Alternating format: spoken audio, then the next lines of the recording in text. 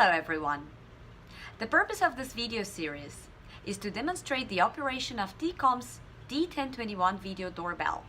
And today I'm going to show you the essentials, making and receiving video call and checking video on demand, also known as live view. Let's start with the settings and then move on to the use case.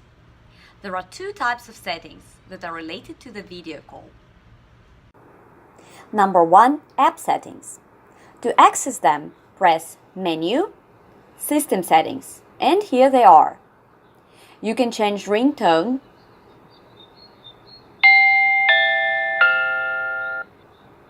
you can adjust microphone gain. One of the advantages of D1021 is that it is compatible with most of the smartphone brands out there. This means that normally it reduces the echo automatically. Don't worry if you have an older or less known model. You can tick the echo cancellation box in the settings.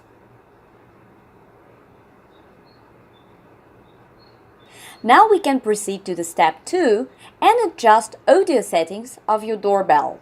Click on your doorbell name. Here you can change the speaker volume,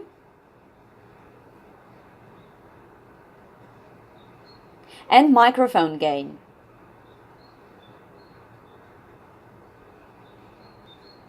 Just remember, the bigger the value is, the bigger the chance you have of getting echo. Scroll down to the bottom of the settings list and choose how many seconds you want your doorbell to ring after the call button is pressed. Tecom is the company that is originally specializing in manufacturing of desktop phones and phone systems, and we pay a great deal of attention to the sound quality. That is why, on the top of the main chipset that's already handling the sound, D1021 video doorbell has an extra built-in audio DSP codec that helps us achieve full duplex conversation and adds up to the echo cancellation. Normally, the response time from the doorbell button pressed to receiving the video call is less than 5 seconds, but this may vary depending on your network condition. Right now, my phone and my doorbell are connected to the same network. Let's see what happens. Before testing Cloud to Door application, let me assure you that it is not running on the background of my phone. I will do it by killing all the apps.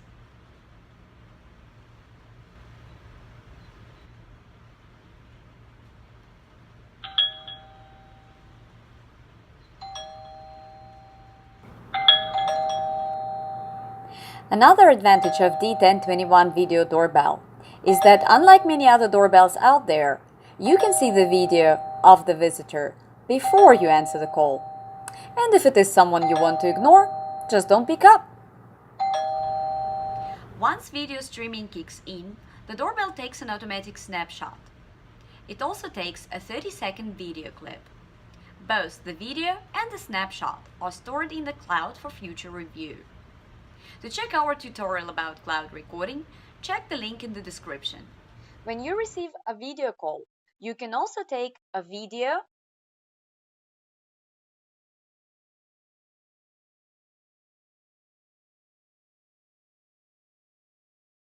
or a snapshot manually. This function can be handy if you don't have cloud subscription, for example. The video and the snapshot will be stored in your phone's memory. Now let's check video on demand.